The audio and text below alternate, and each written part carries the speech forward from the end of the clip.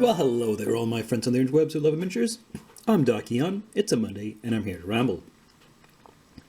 Today is Monday, the 19th of February, 2024, and I've completed quite a lot. As I mentioned, last week was a week off from work.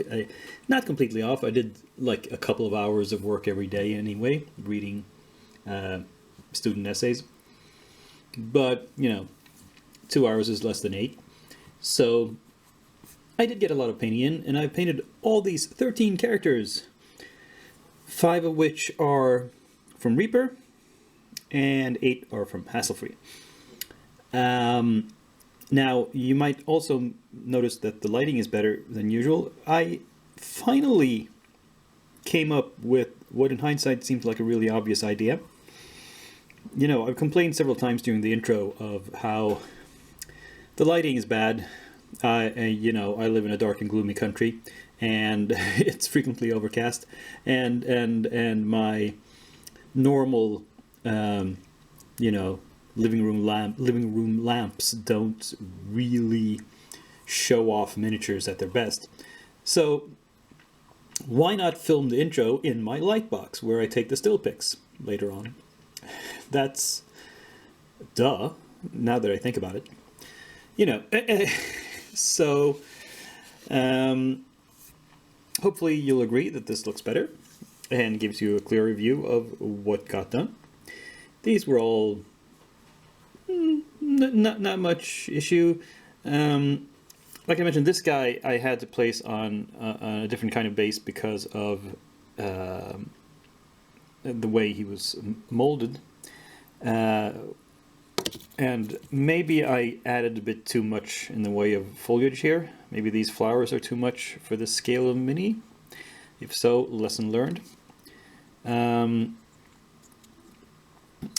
There is, these hassle-free minis sometimes have insanely fine detail, so fine that you simply cannot pick it out with ordinary acrylic paints. I don't know how you would go about it. You'd have to be insane to sit there with just minute amounts of paint on a toothpick and just do it very, very slowly to to avoid, obscuring anything. And I don't really have that kind of patience. So it is what it is. It's like I've said several times, I paint for tabletop use, and I think these are good enough. Anyway, the other thing I said I was going to do was try out my new 3D printer, and we'll go to that next. And it didn't turn out exactly like I thought. I thought I would print out a lot of stuff to paint, but well, you'll see. So these are my first adventures in 3D printing. The very first thing I did was print out the test model that was on the memory card that came with the printer. That's this cat. Now, interestingly, they've designed this with some sort of fur texture just to hide the layer lines, which was a smart move, I guess. I don't know if this is something I want to paint. I might go ahead and do it just for shits and giggles, just to see how well it holds paint. But, I'm not in any rush. Then I tried, and I knew this was a long shot, but I tried a character model. This is a little unlicensed copy of a character from a video game, and as you can see, I think you can see that the layer lines are very visible, and there's a big blob of mess on top of her head where the printing stopped. And what's this bandage? Well, I printed it with supports and cleaning them off. I was kind of hasty, and the leg broke off, so I glued it on just for show. But I decided, no, I'm not going to paint this thing. It's not. This is not good enough quality. So it's just to verify that I can't do characters. I thought maybe monsters. I tried painting a monster, and I tried an experiment where I used a file that was pre-supported, but it was pre-supported for use with resin printers.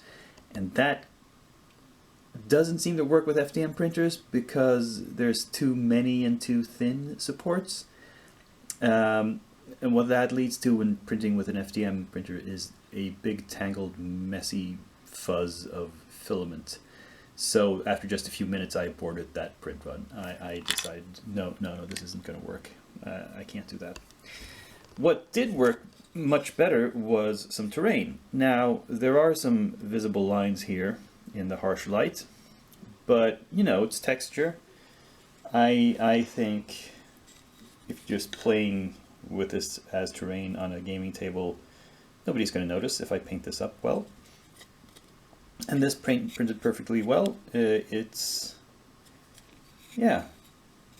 great.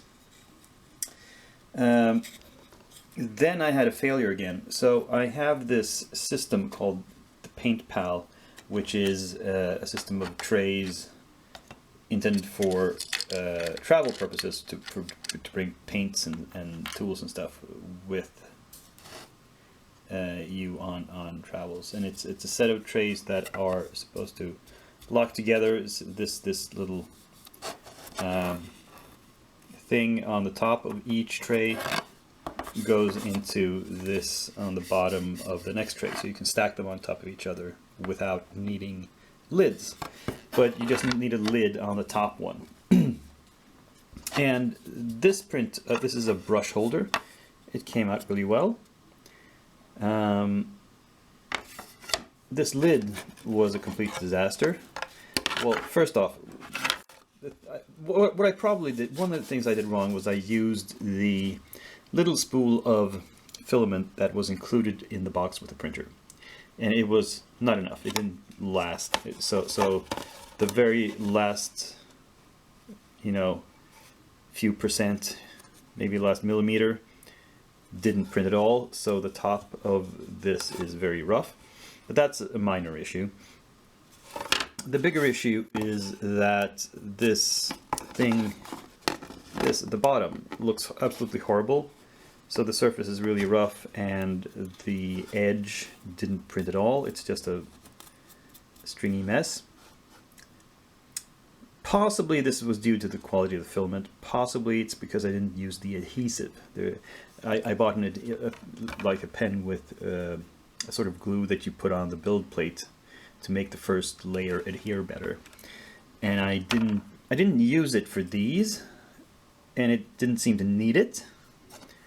But that's probably because the basis of these are really rock solid.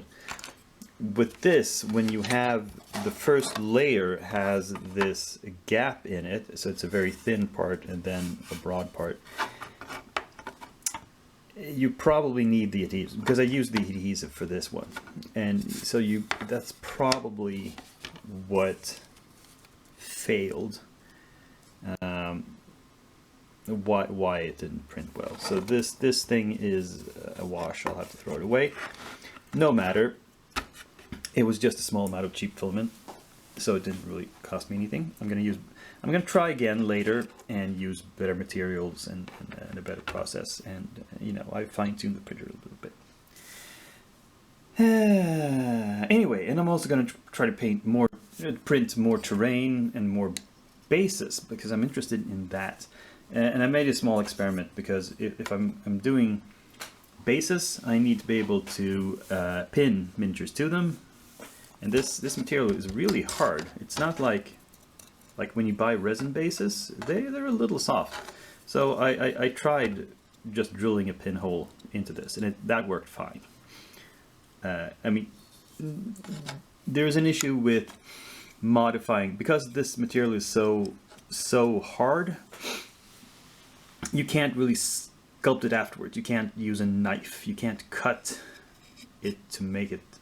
If this had been a straight wall and I wanted to make it ragged, that would have been really difficult. You know, maybe with a saw. But yeah. But just drilling a hole, that was fine. That worked. So I'm going to continue to experiment with this. Yeah, I'll show you more results in the coming weeks. But this did not produce enough stuff to actually paint. So I did prep some stuff to have a painting project for the coming weeks. So let's look at that. So, because the 3D printing did not yield as much to paint as I maybe thought it would, I just decided to go ahead and prep some more metal minis. We have these 5 mostly sort of near future people from Reaper Miniatures. Now, this figure, Miro, I wondered a bit about this cloak that came with her, because it looked like it would be really hard to fit on top of her hair, until I realized it's not the cloak, it's the skirt of her coat. It goes around her waist there. So it looks like this. Haha. But I decided to prime and paint that separately, at least for part of the process, so I could paint the back of her legs. Not that anybody's going to see them, but just from my own. And I won't paint them as carefully. I'll paint the legs, and just you can tell just by dry-fitting it, I rubbed some paint off the inside of the skirt. So yeah, that's going to be a thing. I just don't want to have to get my brush in there by gluing this on first. So I'll do part of the painting separately, glue it on, and then paint the outside. That should do it. And yeah, these are based, primed, and ready to go.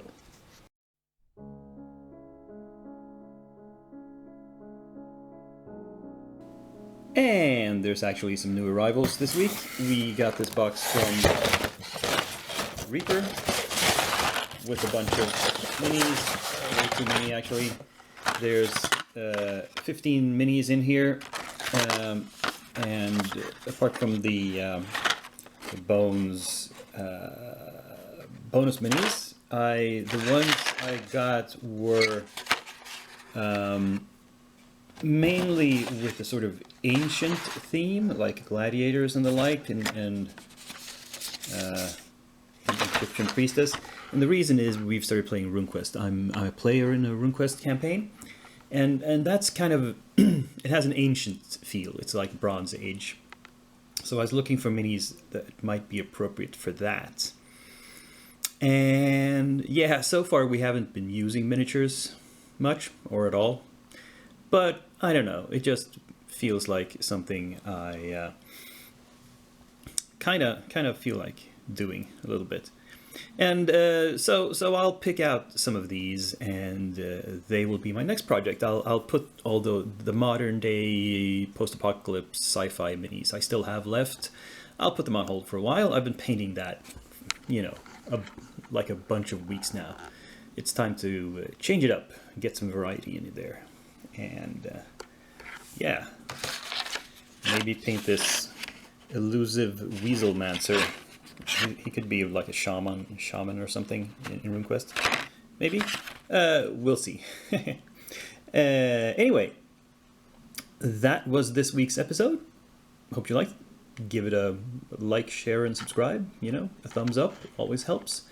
And yeah, see you again in a week from today. Same day of the week, same channel, same Dakian. But for now, I am signing off.